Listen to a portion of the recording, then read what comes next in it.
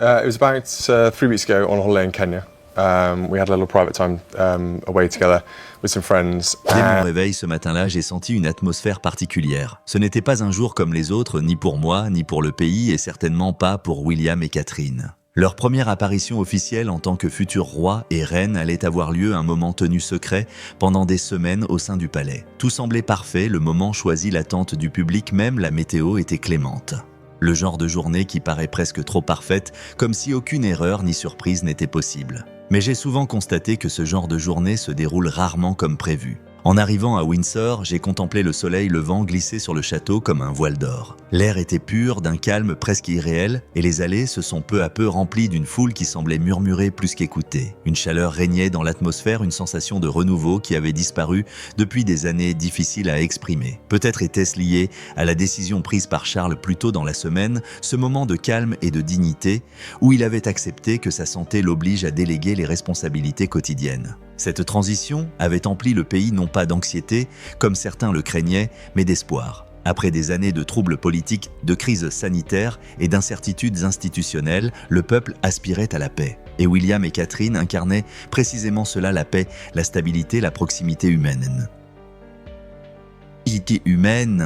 J'éprouvais une certaine fierté en les voyant arriver aux portes de Windsor. Non pas en tant que personnalité publique, non pas en tant que symbole, mais comme deux personnes prêtes à servir d'une manière rarement considérée comme allant de soi. Ils marchaient main dans la main avec une élégance discrète, mais affirmaient, tels des partenaires conscients, qu'il ne s'agissait pas d'un simple rôle, mais d'un héritage qu'ils porteraient ensemble. La foule s'éleva comme une vague à leur approche, mais sans l'énergie brute qui accompagne parfois les apparitions royales. Il régnait plutôt une douceur, un respect et une anticipation palpable. Tandis qu'il se dirigeait vers le premier rang des visiteurs, j'observais Catherine remarquer d'abord les enfants dans l'assistance. Elle s'inclina légèrement, afficha un sourire chaleureux et accepta dessins et fleurs avec une simplicité qui ne paraissait jamais forcée. William, quant à lui, affichait une attitude détendue, presque paternelle, s'adressant aux personnes âgées. Il écoutait leurs récits, posait des questions et riait au moment opportun. C'était précisément le ton dont le pays avait besoin, accessible et digne à la fois. Pourtant, je percevais aussi une autre tension latente, à peine visible mais palpable, pour ceux qui y prêtaient attention. Elle découlait peut-être de l'absence de Charles. Sa décision avait suscité la compréhension mais laissait aussi un certain poids émotionnel. Un monarque aux prises, avec des problèmes de santé, n'est jamais un simple fait divers. Cela ravive des souvenirs qui dépassent les murs du palais. Cela révèle la fragilité du pouvoir. Et bien que William et Catherine semblassent prêts à assumer leurs nouvelles fonctions, je savais qu'ils portaient le poids de cette réalité. En traversant la foule, j'ai surpris des bribes de conversation. Certains admiraient le calme de Catherine, d'autres disaient que William semblait enfin à l'aise. Mais il y avait aussi des commentaires sur la sécurité sur la foule, sur des incidents passés qui n'avaient pas été oubliés. Je me suis demandé où est-ce la limite, à quel point le public doit-il avoir confiance pour se rassembler si près de ses futurs monarques, et à quelle vitesse cet équilibre fragile peut-il basculer lorsqu'un imprévu survient.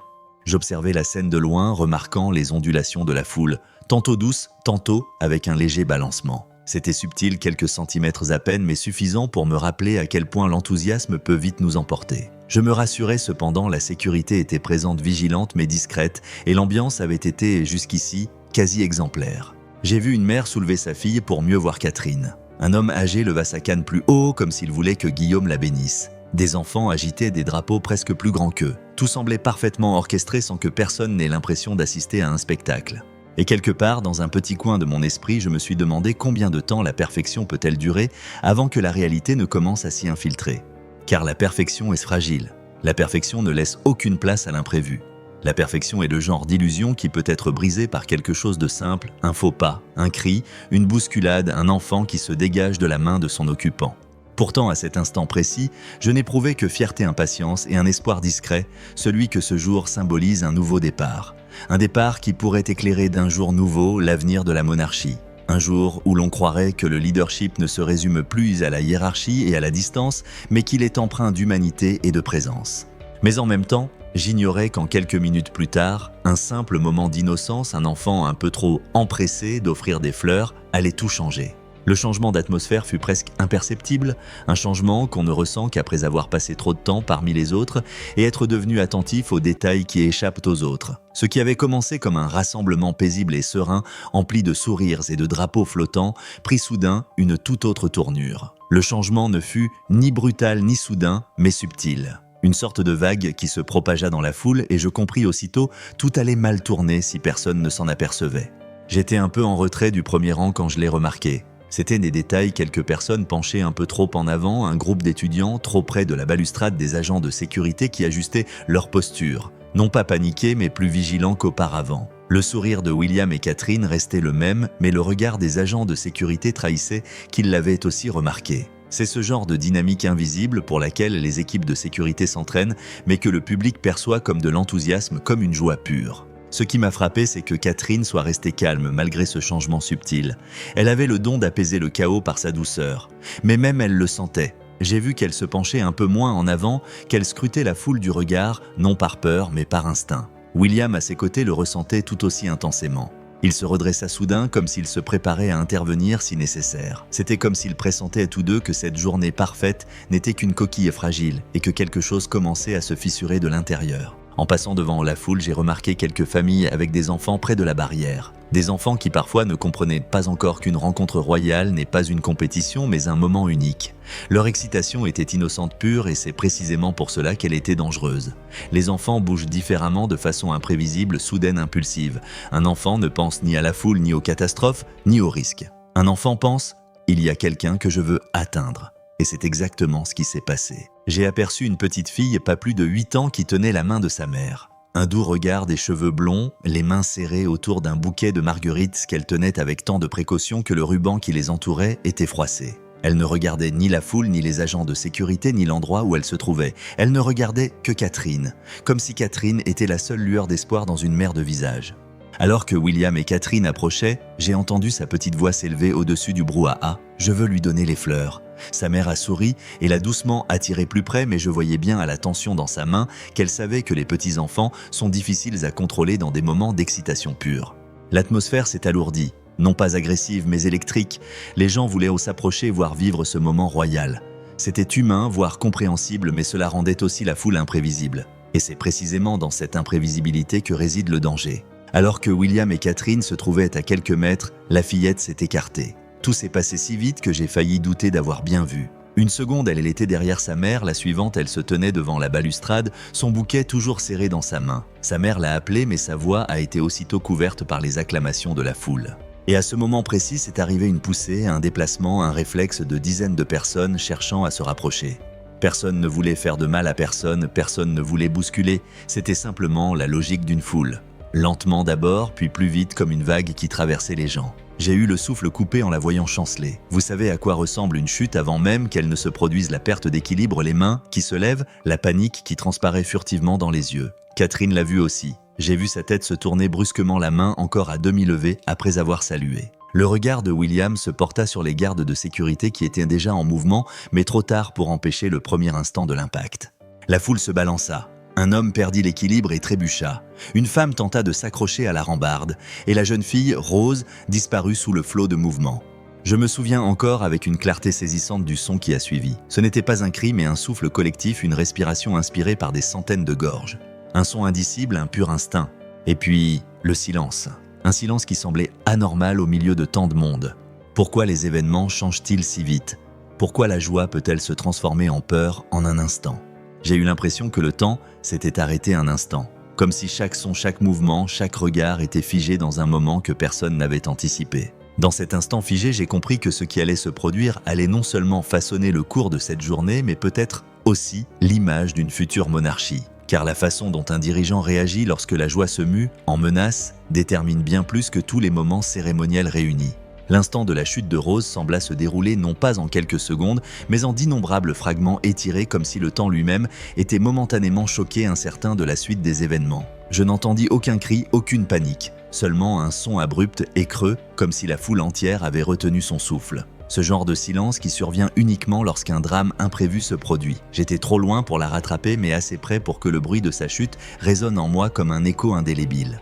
Tandis que Rose s'affaissait de la rambarde, je la vis, ses petites mains crispées sur le vide, les marguerites qu'elle tenait lui glissant des doigts, leurs pétales blancs et jaunes flottant comme des flocons de neige éparpillés dans le chaos. Sa mère tenta de se précipiter, mais la foule la retenait prisonnière comme un filet qui se resserrait sans cesse. Son visage était déformé par la peur, sa bouche grande ouverte dans un cri que je n'entendis pas mais que je sentis, car parfois c'est le silence qui crie le plus fort.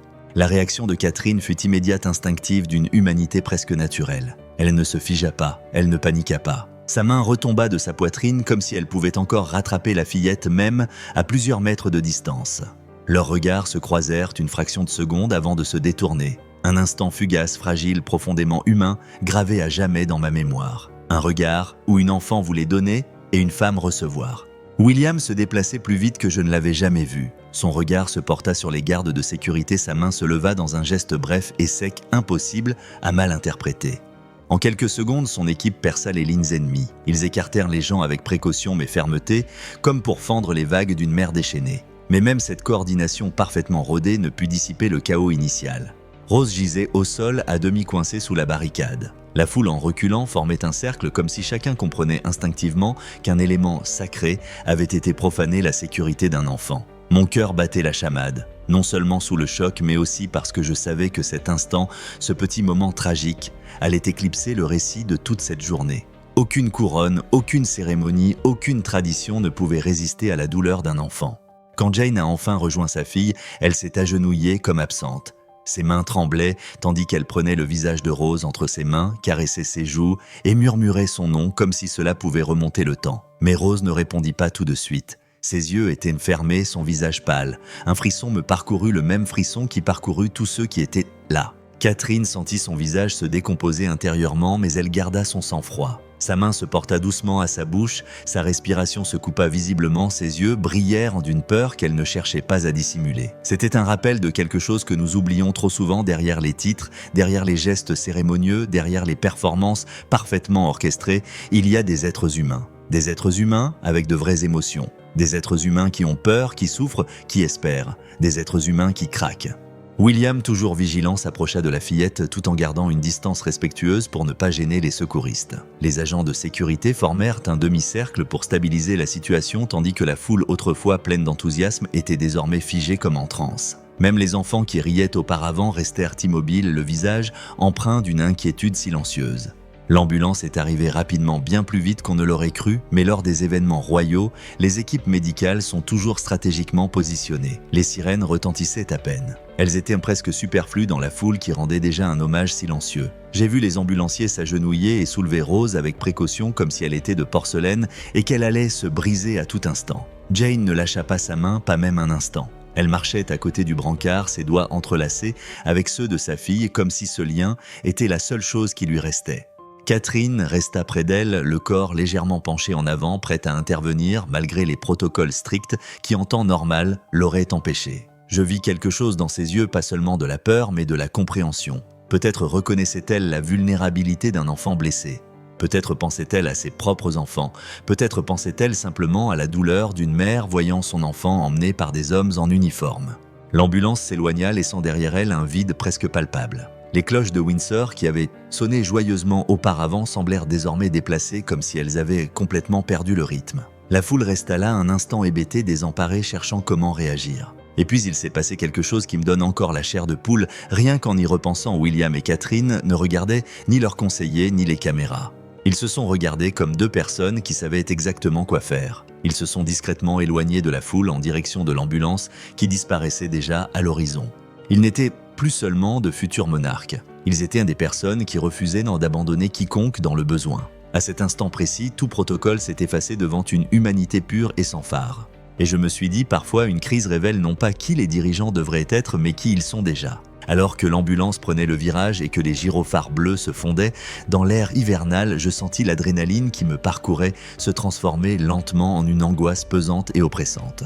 La foule qui un instant auparavant formait une mer de visages joyeux resta figée comme si chacun tentait de comprendre ce qui venait de se passer. Mais William et Catherine n'attendirent pas. Ils montèrent dans leur voiture sans protocole, sans concertation, sans les adieux publics de rigueur. Et alors je compris, ils ne se souciaient plus des apparences. Ils suivaient leur cœur. Le trajet jusqu'à l'hôpital Frimley Park se fit en silence. Non pas qu'il n'y eut rien à dire, mais parce que la situation était trop délicate pour les mots. La police escortait le convoi, mais même les sirènes semblaient plus discrètes, plus respectueuses, comme un accompagnement silencieux pour un enfant innocent cerné par les inquiétudes de toute une nation. Je regardais Catherine assise le dos, courbée, les mains crispées. Son regard était fixé sur un point au-delà du pare-brise, au-delà de la route, au-delà de cette chambre d'hôpital stérile qui les attendait.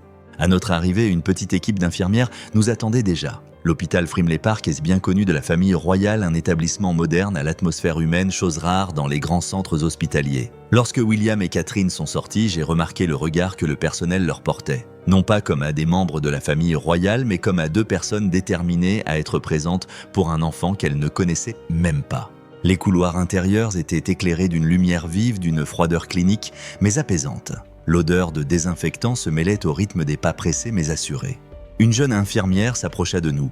Amelia indiquait son badge. Son regard était alerte et bienveillant, sa voix basse et rassurante. Elle nous conduisit dans le couloir où Rose venait d'être admise et chemin faisant, elle nous donna les informations nécessaires avec précision, ni trop technique, ni trop rassurante, mais honnête. Lorsque nous avons rejoint la mère Jane, nous avons immédiatement reconnu le même choc que nous avions vu dehors un peu plus tôt. Ses bras étaient serrés autour de sa taille comme si elle tentait de se contenir. Elle s'est retournée en entendant les pas et ses yeux se sont remplis de larmes à nouveau lorsqu'elle a vu apparaître William et Catherine. J'ai vu Catherine faire un petit mouvement délibéré comme pour signifier « nous sommes là et nous restons ». Et les minutes qui suivirent furent d'une humanité inhabituelle pour un cadre royal. Il n'y avait ni distance ni solennité, personne pour se conformer aux conventions. Catherine s'accroupit près de Jane et lui parla avec une chaleur que je lui avais souvent perçue, mais qui semblait à présent plus profonde encore. William se tenait un peu plus loin, le corps tendu mais la voix douce et maîtrisée. Il posa les questions qu'un père poserait, non celles d'un prince. Comment était-elle tombée? Ixchel avait-il eu du sang? Quelqu'un aurait-il pu la rattraper? Lorsque le docteur Stephen Clark est sorti au bout d'un moment et a partagé ses conclusions, un souffle collectif s'est fait entendre dans le couloir. Aucune fracture, aucune blessure grave. Une légère commotion cérébrale, une nuit d'observation. C'était comme si un voile de peur nous avait été ôté. Mais j'ai vu William et Catherine se détendre véritablement en revoyant Rose. Je n'oublierai jamais le moment où elles entrèrent dans la pièce. Dans la pièce. Rose était allongée sous une couverture blanche, le visage pâle, mais les yeux brillants lorsqu'elle s'ouvrit brusquement. « Vous êtes venue ?» demanda-t-elle doucement et sa voix me brisa le cœur. Catherine s'agenouilla près d'elle, prit délicatement la main rugueuse de la fillette et sourit. Non pas le sourire royal des portraits officiels, mais un sourire chaleureux, doux, presque maternel. Rose se détendit visiblement au contact de sa main. Parfois, le toucher est le seul remède qu'on ne puisse prescrire. William resta quelques secondes sur le seuil comme pour observer la réaction de la fillette avant de s'approcher. Il parla peu, mais sa présence emplissait la pièce. Non pas celle d'un futur roi, mais celle d'un homme qui avait vu une enfant en détresse et qui était soulagé de la savoir encore là, éveillée, vivante et même souriante. Tandis que le médecin poursuivait ses explications, j'écoutais le bip régulier du moniteur cardiaque. Ce son me rappelait sans cesse que quelque chose aurait pu mal tourner. Mais rien ne s'est passé. Et d'une certaine manière, j'ai eu l'impression que cette certitude emplissait toute la pièce. Quand William a dit que tous les frais seraient pris en charge, j'ai vu la perplexité dans les yeux de Jane. Non pas qu'elle s'y attende, mais parce que c'était une réaction étonnamment humaine. Catherine, quant à elle, était encore plus subtile. Elle a effleuré du bout des doigts les fleurs posées près du lit, le petit bouquet de marguerites légèrement abîmé, mais toujours beau dans sa simplicité. « Elles sont toujours belles », a-t-elle murmuré, et je savais d'une certaine façon que ce serait plus important pour Rose ce jour-là que les lumières bleues, les blouses blanches ou le jargon médical. Le reste de la visite se déroula dans le calme. L'atmosphère s'adoucit. La respiration de Jane devint plus profonde. Rose esquissa un sourire forcé mais sincère. Et j'observais Catherine et William se transformer lentement mais sûrement de représentants généreux en personnes venues apaiser, non pour gouverner. Plus tard, en quittant l'hôpital, j'ai réalisé à quel point l'atmosphère avait changé. L'hôpital restait un hôpital, l'air était toujours frais, la lumière vive. Mais une conviction profonde que je peinais à exprimer me taraudait parfois, ce n'est ni un couronnement, ni une cérémonie, ni une tradition qui détermine le leadership d'un futur monarque. Parfois c'est une petite fille avec des marguerites qui révèle la véritable nature d'une personne. Et tandis que nous retournions vers la sortie, je me suis demandé dans un monde plein d'attentes et de protocoles, quelle place reste-t-il réellement pour l'humanité pure ? Le lendemain matin, j'avais l'impression que le monde entier se réveillait avec une question collective: que s'était-il passé exactement à Windsor? Je savais déjà que l'incident aurait des répercussions importantes. Il y avait trop de monde, trop de caméras, trop de témoins, mais je n'avais pas anticipé la rapidité avec laquelle l'information se propagerait. Dès que j'ai ouvert mon téléphone, j'ai vu les premières notifications. Les applications d'actualité s'affolaient, les notifications déferlant comme des vagues se bousculant sur le rivage. Avant même d'avoir bu mon café, j'ai constaté que l'incident était en tête des tendances dans au moins 5 pays. Ce qui m'a le plus frappé, c'est la diversité des réactions. D'un côté, j'ai constaté de l'admiration, de l'empathie et de l'émotion. On qualifiait William et Catherine de modernes, humains et de leaders naturels. Mais de l'autre, la discussion a immédiatement surgi, comme toujours lors d'un événement à la fois chargé d'émotions et visible. Certains se demandaient comment une foule aussi nombreuse avait pu s'approcher d'aussi près du futur roi et de la future reine. Le débat sur la sécurité a aussitôt fait rage. Comment cela a-t-il pu arriver? Qui est responsable? Pourquoi ne pas avoir mis en place des cordons de sécurité plus stricts? Et au milieu de tout cela, il y avait l'image de Rose, une petite fille qui ne rêvait que d'offrir des fleurs. Sa photo, la tête bandée et le sourire endormi à l'hôpital, s'est répandue plus vite que n'importe quel portrait royal. On la partageait en masse, non pas parce qu'elle choquait, mais parce qu'elle rappelait la vulnérabilité de l'humanité. Peut-être même celle de leurs propres enfants. En parcourant le flot de messages, j'ai constaté que chaque vidéo de la chute était interprétée différemment. Une vidéo filmée avec un smartphone semblait indiquer que la foule avait poussé trop fort. Une autre filmée sous un angle différent donnait l'impression que Rose avait trébuché avant d'être heurtée. La vérité se situait quelque part entre les deux, comme toujours avec les images virales. Mais au lieu de chercher des coupables, une conversation s'est engagée sur la responsabilité, le leadership et le comportement dans les grandes foules. Sur X anciennement, Twitter, le hashtag #WindsorWalkabout a fait le buzz en 1 heure. Des journalistes britanniques de renom, des correspondants royaux, des influenceurs et même quelques politiciens ont participé à la conversation. Certains ont souligné que c'est précisément pour cette raison que William et Catherine sont perçus différemment des membres traditionnels de la famille royale. Ils privilégient la proximité à la distance. D'autres craignaient que cette proximité ne soit dangereuse, qu'elle n'engendre des risques insoupçonnés. La monarchie est une institution, pas un lieu de rencontres amicales. Ai-je lu quelque part? Mais un peu plus tard, j'ai lu une réaction contraire. C'est précisément parce qu'il se montre vulnérable qu'il reste pertinent. Mais ce qui m'a le plus frappé, ce sont les milliers de messages de parents. Ils se reconnaissaient en Jane Bennet dans la panique d'un enfant qui se détache soudainement de ses bras. Certaines mères ont écrit avoir pleuré en lisant l'histoire. D'autres ont envoyé des photos de leurs propres enfants avec des fleurs, comme pour témoigner à quel point cette situation peut être familière à chaque famille. Dans un monde où tout semble s'accélérer, ce fut un moment qui indéniablement a figé les esprits. Les médias internationaux sont allés encore plus loin. Des chaînes américaines comme CNN et NBC News ont parlé d'un moment décisif de compassion. Au Canada, les médias ont établi un parallèle avec d'anciens incidents royaux, mais ont insisté sur le caractère beaucoup plus humain de celui-ci. En Australie, où le débat républicain est omniprésent, des personnalités influentes ont écrit que c'était précisément ce lien dont la monarchie a besoin en ce moment. Non pas la cérémonie, non pas le faste, mais l'humanité. Bien sûr, les critiques ont fusé. Certains tabloïds se sont immédiatement mis en quête de coupables. La sécurité, une mauvaise organisation, la foule elle-même. Et soudain, j'ai vu apparaître les premiers commentaires cyniques accusant la famille royale de exploiter cet incident à des fins de relations publiques. L'irritation m'a envahi. Comment pouvait-on oublier si vite qu'il ne s'agissait pas d'une mise en scène, d'une préparation, d'une manœuvre stratégique? C'était le chaos, c'était la panique, c'était la réalité. À midi, le communiqué du palais de Kensington est parvenu. Les mots de William étaient simples, clairs et parfaitement en accord avec sa personnalité. Hier nous a rappelé ce qui compte vraiment, la sécurité, la dignité et le bien-être de chaque personne que nous rencontrons. Sans fioritures inutiles, sans ton défensif, sans formalités superflues qui auraient pu alourdir le moment. C'était juste. En moins d'1 heure, le ton des médias changea à nouveau. Les reportages devinrent plus doux, plus bienveillants. Le récit n'était plus dominé par la peur, mais par le soulagement, celui de savoir que Rose n'avait pas été grièvement blessée. Et lorsqu'il fut révélé plus tard que William avait personnellement appelé l'hôpital pour prendre de ses nouvelles, la nouvelle résonna comme un écho joyeux dans le monde numérique. Ce qui m'a peut-être le plus surpris, c'est la réaction internationale à Catherine. Des milliers de messages la décrivaient comme le calme intérieur, la femme qui porte la monarchie vers l'avenir, la mère qui voit chaque enfant. Même des images de sa main, couvrant brièvement sa bouche lorsqu'elle était surprise, ont été remarquées. Et les mots qui ont fait le buzz n'étaient pas des analyses politiques ou des critiques acerbes, mais des expressions plus douces, protectrices phare être humain. Je repensais à ces premières heures, après l'incident, à la façon dont le monde avait basculé autour d'une petite fille et de 2 futurs monarques qui avaient choisi de suivre l'enfant plutôt que la famille royale. Et la question qui m'est venue à l'esprit était simple, à une époque où les personnalités publiques ressemblent souvent davantage à des sculptures qu'à des êtres humains. Quelle est la force des dirigeants qui refusent de renoncer à leur humanité ?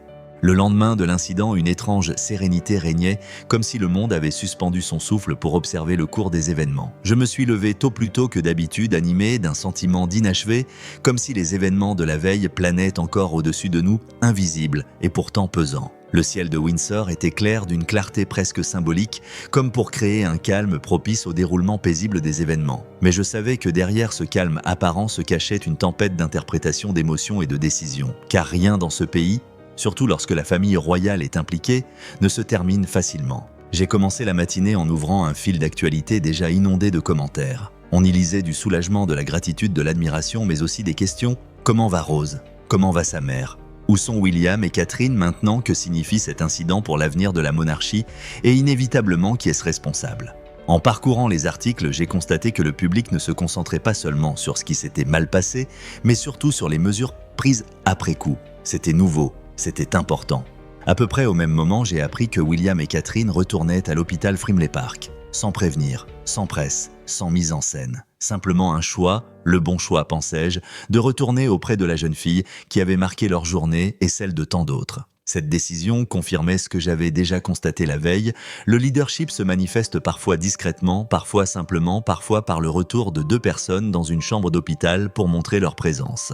À leur arrivée, j'ai constaté que l'atmosphère de l'hôpital avait changé. Le personnel les considérait désormais non seulement comme des membres de la famille royale, mais aussi comme des visiteurs bienveillants. Il y avait une douce curiosité mêlée à une sorte de fierté, comme si leur présence avait temporairement transformé l'hôpital en un lieu où l'humanité était célébrée. Les couloirs, emplis la veille de tension et de bruit de pas pressés, semblaient maintenant presque familiers. Les gens parlaient à plus doucement. On entendait des sourires. L'hôpital tout entier paraissait soulagé. En entrant dans la chambre de Rose, j'ai immédiatement constaté son amélioration. Ses yeux brillaient, ses joues avaient retrouvé un peu de couleur et elle était assise au bord de son lit, son petit bras plâtré soigneusement attaché dans une écharpe. Jane, sa mère, paraissait plus fatiguée que la veille, mais aussi plus légère, comme si un poids lui avait été enlevé des épaules. Et le plus frappant, sur la table de chevet de Rose se trouvait un autre bouquet de fleurs. Cette fois, ni tombé ni abîmé, mais soigneusement disposé. Comme si l'on voulait montrer que les événements de la veille avaient apporté non seulement de la douleur, mais aussi de la beauté. Le visage de Catherine s'adoucit à cette vue. Elle s'approcha aussitôt de Rose s'accroupit et lui toucha doucement la main. Rose la regarda avec un sourire surpris, presque timide. Le sourire d'une enfant qui réalise que les personnes qu'elle n'avait vues qu'à la télévision la veille étaient de nouveau devant elle. Un moment qu'on ne peut ni ne doit analyser. Il est pur, il est authentique. William était toujours aussi pragmatique. Il s'est renseigné sur ses médicaments, l'avis des médecins et les coûts, qui bien sûr seraient entièrement pris en charge. Il a parlé au docteur Clark comme s'il se connaissait depuis des années, non pas que ce fût le cas, mais parce que William a toujours cette capacité à humaniser les situations formelles. Ce qui m'a frappé, c'est la façon dont il s'est arrêté ensuite près de la fenêtre, le regard perdu sur le parking en contrebas, comme s'il essayait d'assimiler tout cela, la responsabilité, le soulagement, l'impact. Quand Rose fut autorisée à rentrer chez elle, toutes les 4 descendirent le couloir ensemble. Rose dans les bras de Catherine Jane à ses côtés, et William leur ouvrait la porte comme un père ordinaire. Des membres du personnel sortaient de leur bureau et de leur chambre pour les apercevoir, non par obligation, mais parce que la scène les avait profondément touchés. Des photographes étaient postés à l'extérieur, prêts à immortaliser l'instant, mais ce qu'ils ont capturé n'était pas mis en scène. C'était authentique, une enfant qui rentrait à la maison portée par la femme qui avait su transformer sa peur en tendresse. De retour à Windsor, j'ai ressenti un calme inattendu. L'incident aurait pu virer au cauchemar pour la monarchie. Mais au contraire, il avait révélé quelque chose de rare, le pouvoir de l'empathie dans un rôle qui exige souvent de la distance. La réaction des médias a de nouveau changé ce jour-là.